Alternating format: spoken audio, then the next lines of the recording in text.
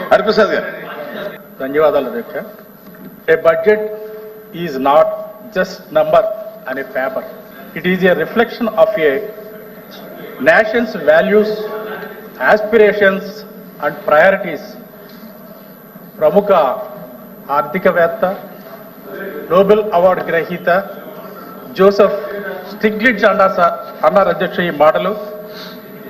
ఈ మాటలు గౌరవ రెవెన్యూ మంత్రి శ్రీ పయ్యావుల కేశవ గారు ఇప్పుడు ప్రవేశపెట్టిన బడ్జెట్కు అక్షరాల అన్వయించుకోవచ్చు అధ్యక్ష. ఇది మాటల బడ్జెట్ కాదు అధ్యక్ష, భవిష్యత్తుకు బాటలు వేసే బడ్జెట్ అధ్యక్ష. కూటమి ప్రభుత్వం తొలిసారిగా ప్రవేశపెట్టిన పూర్తి స్థాయి బడ్జెట్ అధ్యక్ష. రాష్ట్ర భవిష్యత్తుని దృష్టిలో పెట్టుకొని తీర్చిదిద్దిన బడ్జెట్ అధ్యక్ష. 3,22,359 కోట్ల రూపాయలతో ప్రణాళికాబద్ధంగా రూపొందించిన బడ్జెట్ ఇది అధ్యక్ష. గత ప్రభుత్వ ఆర్థిక విధ్వంసాల నుంచి బయటపడేసే బడ్జెట్ ఇది అధ్యక్ష. ఎన్నికల హామీలను చిత్తశుద్ధితో అమలు చేస్తున్నామని ప్రజలకు భరోసా ఇస్తున్న బడ్జెట్ అధ్యక్ష. ముఖ్యమైన శాఖలకు ప్రాధాన్యత క్రమంలో కేటాయింపులు జరిపిన బడ్జెట్ ఇది అధ్యక్ష. బడుగు బలహీన వర్గాలకు, ఎస్సీ ఎస్టీలకు అండగా నిలిచే బడ్జెట్ ఇది అధ్యక్ష. మూలధనం వ్యయం కేటాయింపులను గణనీయంగా పెంచి భవిష్యత్తుపై గంపెడ ఆశలను పెంచిన బడ్జెట్ ఇది అధ్యక్ష. రెవెన్యూ లోటును తగ్గించాలన్న బలమైన ఆకాంక్షను వెలిబుచ్చిన బడ్జెట్ ఇది అధ్యక్ష. మొత్తంగా చూసుకుంటే ఇది ఒక విజనరీ బడ్జెట్ అధ్యక్ష. ఆంధ్ర రాష్ట్ర ఆశయాలు, ఆకాంక్షలకు రెక్కలు తొడిగే బడ్జెట్ ఇది అధ్యక్ష. గత ప్రభుత్వం కేవలం బటన్ నొక్కడానికే అధిక ప్రాధాన్యత ఇస్తే, కూటమి ప్రభుత్వం భవిష్యత్తును ఆలోచిస్తుంది అధ్యక్ష. మన బిడ్డల కోసం, రాష్ట్ర ఉన్నతి కోసం దృష్టి పెట్టిన బడ్జెట్ ఇది అధ్యక్ష. అందుకే బడ్జెట్లో గణనీయంగా మూలధన కేటాయింపులు జరిపారు అధ్యక్ష.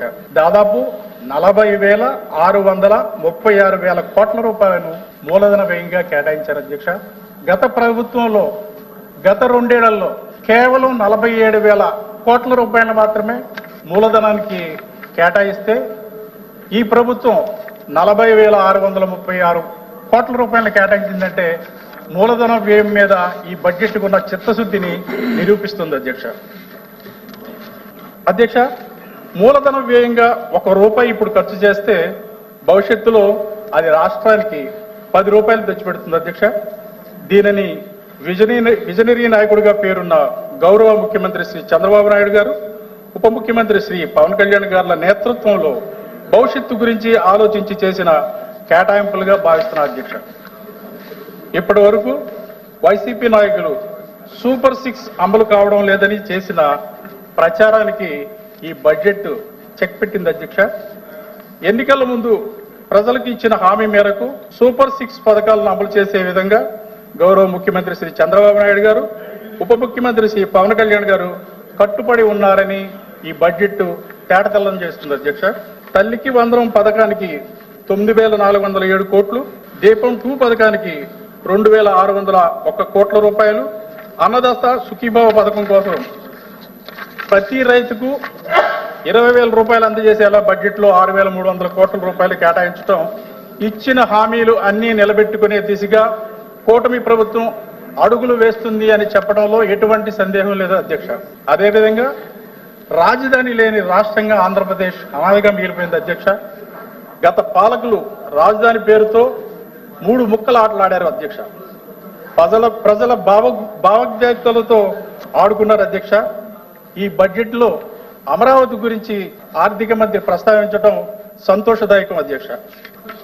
పల్లెలే పట్టుకమ్మలు అన్న సూక్తిని కూటమి ప్రభుత్వం ఆచరణలో చూపుతుంది అధ్యక్ష. గత ప్రభుత్వ హయాంలో పల్లెలు అస్తవ్యస్తంగా మారినాయి అధ్యక్ష. ఒక రోడ్డు కానీ, పారిశుద్ధ్యం కానీ, ఆహ్లాదకరమైన వాతావరణం కానీ లేని విధంగా పల్లెలు కొనారెళ్లిపోయినాయి అధ్యక్ష. ఈ బడ్జెట్లో గ్రామీణాభివృద్ధికి ఏకంగా 18,890 కోట్ల రూపాయలు కేటాయించడం ద్వారా గ్రామాల్లో పూర్తి స్థాయి అభివృద్ధి కార్యక్రమాలు చేపట్టడానికి తోడ్పాటు ఇచ్చినట్లయింది అధ్యక్ష. పవన్ కళ్యాణ్ గారు పంచాయతీరాజ్ శాఖ మంత్రిగా బాధ్యతలు చేపట్టిన తర్వాత పల్లెలు కళకళలాడుతున్నాయి అధ్యక్ష. ఒకే రోజున 13,326 గ్రామ పంచాయతీల్లో గ్రామ సభలు నిర్వహించి ఒక రికార్డు సృష్టించారు అధ్యక్ష. ఆ గ్రామ సభల్లో తీసుకున్న నిర్ణయాల మేరకు 4,300 కిలోమీటర్ల మేర రోడ్ల నిర్మాణం జరుగుతుంది అధ్యక్ష.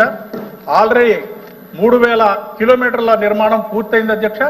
ఇంకొక కొద్ది రోజుల్లో మిగిలిన 1,300 కిలోమీటర్ల రోడ్డు నిర్మాణం కూడా పూర్తవుతుంది చెప్పడానికి సంతోషపడుతున్నాను అధ్యక్ష.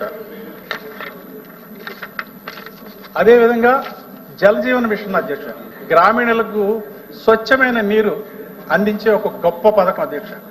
కేంద్రం ప్రవేశపెట్టిన ఈ పథకం గత ప్రభుత్వ పాలనలో అస్తవ్యస్తంగా మారింది అధ్యక్ష.